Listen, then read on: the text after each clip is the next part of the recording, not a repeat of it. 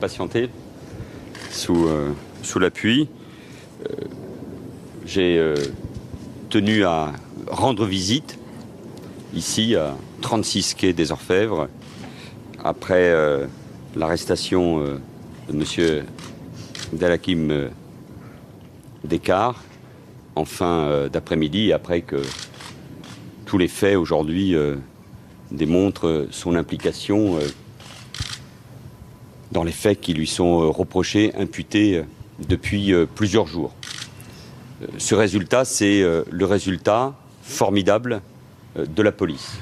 Et ce sont des policiers à qui j'ai voulu rendre hommage pour le professionnalisme et la rapidité avec lesquels ils ont agi. Et en présence du préfet de police, Bernard Boucaud, de Christian Flech, le directeur de la police judiciaire, de la police de Paris, la préfecture de police de Paris, avec tous ceux qui ont conduit cette enquête, je veux le rappeler, sous l'autorité du procureur de Paris. J'ai voulu saluer ces hommes et ces femmes qui ont accompli encore une fois un travail qui était suivi, grâce à vous, par l'ensemble de nos compatriotes, qui éprouvent, comme vous, je le sais, ce soir, un très grand soulagement. Je veux évidemment remercier la crime, qui, encore une fois, a été à la hauteur de son professionnalisme.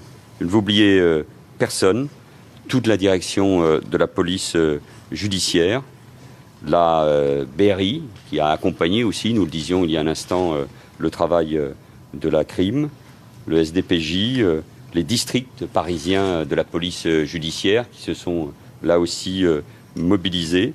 Saluer tout le travail collectif de la préfecture de police, notamment la DESPAP, qui s'est mobilisée, c'est-à-dire tous les policiers de la petite couronne, de la grande couronne. Je n'oublie pas les policiers et les gendarmes partout dans notre pays qui étaient à l'affût, qui étaient impliqués dans cette chasse, dans cette traque pour interpeller cet individu. C'était évidemment tout à fait essentiel pour faire un travail très minutieux dont peut-être on n'a pas suffisamment souligné la difficulté. Tout ce travail de téléphonie, on me disait qu'il y a eu 1 200 000 données de téléphonie qui ont été traitées. La vidéo, dont je veux souligner encore une fois le rôle indispensable, la vidéo de la ville de Paris, bien sûr, toute la vidéo des transports franciliens, qui là aussi ont joué un rôle tout à fait essentiel pour, encore une fois, interpeller cet individu. Grâce à ce travail de vidéo, je peux vous le dire, et évidemment il appartiendra maintenant à la justice, avec beaucoup de rigueur, de poursuivre ce travail. Garde à vue n'a pas eu lieu, comme vous le savez, donc il faudra de la patience et du temps, mais je peux vous dire que grâce au travail de vidéo, progressivement, la police se rapprochait du domicile de cet individu. Vous savez dans quelles circonstances il a pu être interpellé. Il y avait évidemment beaucoup de craintes.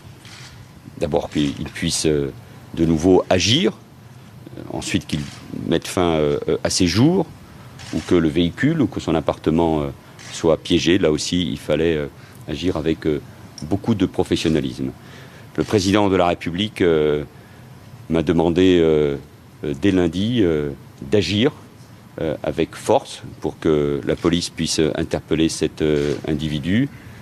Il m'a demandé ce soir aussi, ce que j'ai fait, de saluer le travail de ces hommes et de ces femmes.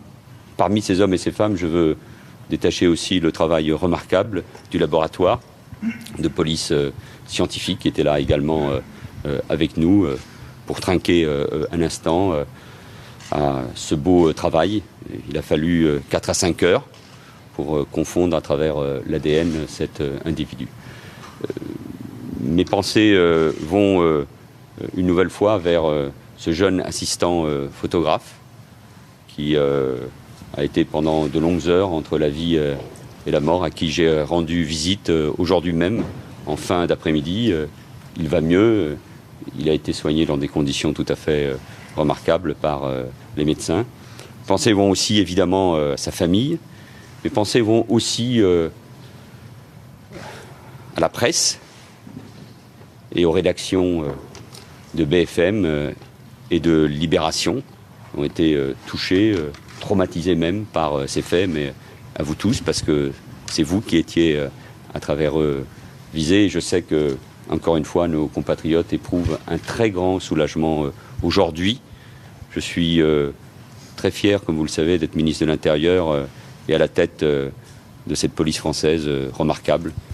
Monsieur le préfet, vous pouvez être fier du travail qui a été fait, le vôtre. Se flèche du travail remarquable de la police judiciaire, mais aussi de toutes les forces de police, de la préfecture de police de Paris. Et moi, je suis très fier de l'engagement dans des moments où parfois on doute à tort de l'engagement de l'État, des services publics et des policiers, car c'est eux qui ont fait ce travail. Il faut saluer ce remarquable engagement. Merci à tous. Dans quel état est M. Descartes et quand est-ce qu'il pourra être entendu? L'enquête, elle est placée sous l'autorité du procureur. J'imagine que dès que présumé coupable pourra être entendu, il le sera pour connaître toutes ses motivations. Cette affaire, d'ailleurs, va renvoyer, je veux le rappeler, à une autre affaire, d'une autre ampleur, malheureusement, puisque c'est ce qu'on a appelé l'affaire Maupin, à l'époque, en 1994, en octobre 1994, 3 policiers ont perdu la vie, un chauffeur de taxi, je me rappelle de son nom, Monsieur Diallo, 3 policiers qui ont trouvé la mort dans des conditions dramatiques. Ce chauffeur de taxi, ce jeune impliqué dans cette tuerie, cela avait évidemment énormément frappé les esprits, l'opinion. Donc ce qui s'est passé là ces derniers jours, maintenant que nous connaissons le parcours de cet individu, cela va nous ramener à ces moments tout à fait dramatiques. Il appartient maintenant, dans le cadre d'une enquête minutieuse, dans le cadre de la garde à vue, de connaître maintenant toutes les motivations de cet individu. Vous pouvez comprendre que quelques heures après son interpellation, dans l'état où il était, où il a été trouvé, il a été soigné, il sera sans doute sur pied très rapidement pour que l'enquête puisse se poursuivre, évidemment qu'il soit interrogé. Est-ce que vous nous confirmez 20 ans plus tard, alors que cet homme ressurgit, le tireur présumé, qu'il a tenté de se suicider au moment de son interpellation?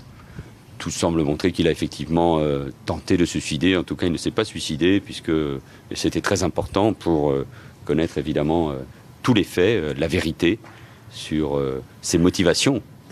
Ça, nous ne les avons pas encore, bien évidemment, pour comprendre pourquoi il a voulu s'en prendre aux rédactions de BFM, de Libération. Il a tiré sur la Société Générale. Donc c'est important qu'il, aujourd'hui, puisse répondre de ses actes, de ces faits particulièrement graves. Et on sait ce qu'il était devenu depuis 98 ou pas? Vous m'en demandez beaucoup là ce soir. Probablement il est parti à l'étranger. Pourquoi je dis cela? Non pas pour dévoiler un fait, et je m'en arrêterai là, mais parce que aussi pour comprendre pourquoi il n'était pas sur les fichiers qui auraient pu permettre de l'identifier. Comme vous le savez, ces fichiers existent et sont bien utiles depuis la fin des années 90. C'est-à-dire sans doute après sa sortie de prison en 1998. Je donne cet élément pour que chacun puisse comprendre pourquoi il n'était pas sur les fichiers, malgré le travail tout à fait remarquable, encore une fois, du laboratoire qui a permis très vite, je veux souligner cette prouesse technique et scientifique, à partir d'éléments d'ADN dans la voiture, et sur les balles qu'on a pu retrouver notamment dans les locaux de BFM. On n'a toujours aucune idée des motivations. Non, mais je pense qu'on les connaîtra très vite. Voilà. Sur le travail de la police auquel vous rendez hommage ce soir, Monsieur Valls, est-ce que vous confirmez que cet homme a été interpellé grâce au témoignage d'un autre homme à Bois-Colombes qu'il a abrité pendant 3 jours durant sa cavale? Oui, bien sûr. Mais encore une fois, vous aurez tous ces éléments. Ce témoignage a été évidemment très utile, il était même décisif. Je veux d'ailleurs saluer aussi la maîtrise, le discernement de la commissaire et des policiers de Courbevoie qui ont agi avec beaucoup de célérité pour que, là encore une fois, la police judiciaire et la BRI puissent intervenir dans les meilleures conditions. Voilà, mesdames et messieurs, un grand soulagement. Merci, monsieur le ministre. Voilà. Merci, monsieur le ministre. Merci beaucoup. Merci. Non, je raccompagne le ministre. Non, si vous voulez, je ne vais pas parler derrière le ministre. Allez-y, monsieur Flech, vous pouvez le faire avec Juste comment s'est déroulée l'interpellation? Comment vous êtes arrivé dans ce parking souterrain? Comme le ministre vient de l'évoquer, le commissaire de Courbevoie nous a signalé qu'une personne s'était présentée dans le commissariat pour dire qu'il avait des doutes et des inquiétudes sur une personne qu'il hébergeait de temps en temps. Donc nous y sommes allés immédiatement. On a eu des éléments qui nous permettaient de savoir dans quel endroit il était, dans le parking où il était. Comme on l'a évoqué aussi, nous avions des soucis parce que nous pensions qu'éventuellement, soit le véhicule, soit la personne elle-même pouvait être piégée, ce qui a expliqué les mesures de sécurité qui ont été prises autour du parking souterrain. Et lorsque nous avons pu neutraliser, ouvrir la voiture et neutraliser la personne, nous avons vu qu'il était dans un état de semi-inconscience et nous avons fait appel au secours parce que, avant tout, il fallait préserver sa vie. Il faut nous trouver de l'ADN à BFM TV. Qu'est-ce qui corrobore sa culpabilité pour BFM? Le procureur de la République du 92 de Nanterre a expliqué qu'il y avait une similitude des ADN retrouvés à la fois dans la voiture et dans les munitions qui ont été retrouvées à la fois à la Défense et à Libération. Voilà, on avait le même ADN, ce qui nous permettait d'avoir une certitude que l'ADN figurant dans 3 endroits différents était l'ADN de la personne, de l'auteur de ces actes. En dehors de ces condamnations, cet homme était connu de vos services? Les choses, je pense, seront explicitées plus tard par le procureur de la République. Je pense qu'il lui appartiendra de donner des détails à la fois sur la motivation quand on pourra les connaître, quand on aura pu l'interroger, puisque pour l'instant il est en garde à vue dans un milieu médicalisé et qu'il n'est pas possible de l'entendre. Mais ça fait partie des questions évidemment qu'on va se poser sur son parcours et ses explications. Est-ce qu'il a dit quelque chose? Non. Avant que le témoin se présente au commissariat de Courbevoie, est-ce que vous aviez déjà ciblé éventuellement cet homme? On n'avait pas ciblé cet homme. On arrivait petit à petit, comme le ministre l'évoquait, à Courbevoie. Par la vidéo, on suivait le périple de cette personne. Voilà, merci beaucoup. Merci. Il pleut.